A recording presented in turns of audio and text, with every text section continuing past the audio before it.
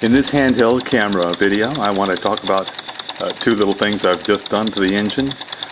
It's basically still apart, although I have refined all of this somewhat. I've reinforced the bottom of the bed plate to stop flexure of this bearing support.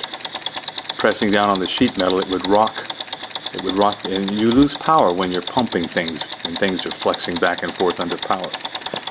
The connecting rod from the piston exerts considerable torque on the bed plate. I've got this running on just a few ounces of air pressure right now. The other thing I did was I redid the cloth bushing in here. The silent cloth bearings that I have in this engine have about 20 hard operating hours on them.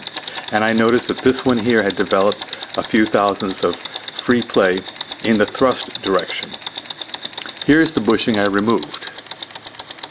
I've measured it. There's no wear to the material, but it has taken a compression set in the direction of thrust. So my solution was to make a new bushing, which only took 5 minutes.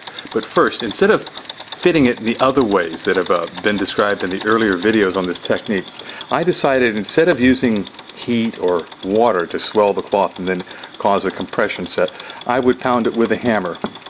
We piano technicians have been known to do this. This would be done on a concrete or metal surface, and whack it hard hundreds of times. That crushes and breaks the fiber. And you can get the cloth to about half of its present thickness, or at least a third or thinner. And so that helped. So I was able to get it to a point where it was a perfect fit when I pulled it through and slipped it on the shaft. A nice snug fit that would soon run in.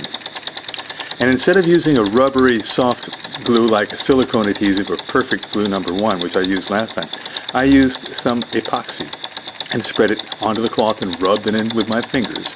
And then when I pull it through, the epoxy on the outside of the cloth glues it into the bearing hole, and also will help reinforce the cloth and make it less subject to compression set. Yet it's still a cloth surface. And I put graphite grease on the cloth. That helps to ensure that it runs in nicely. It wears very well that way. Wears very well even without graphite.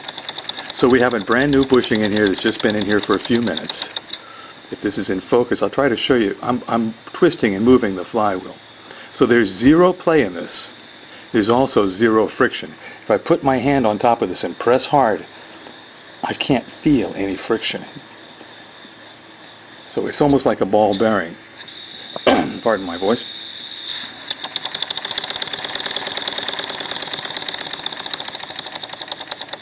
I'll turn up the air pressure and run this up to a high speed so you can hear how it sounds.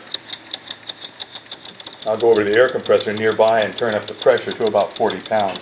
Because the microphone of the camera is in such close proximity to the engine, you should be able to hear all the little noises.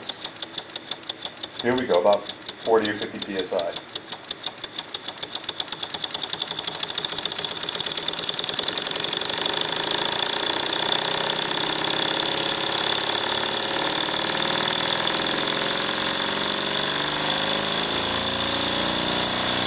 Let's take it the rest of the way up, about 7.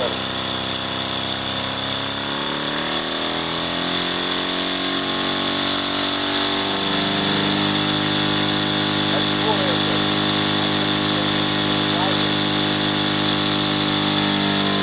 But the point is, these cloth bearings will take you up, and they're silent, they don't knock. We'll see how this holds up over the next 20 hours. I know now I have a means by partially impregnating the cloth with hard epoxy to make it as resilient or as hard as I wish. And it does retain oil nicely. You know, you just oil this once every few hours if you want to.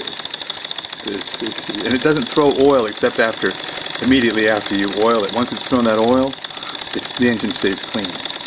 So that's that. Let's look now at the underside of the base plate and see what terrible things I've done.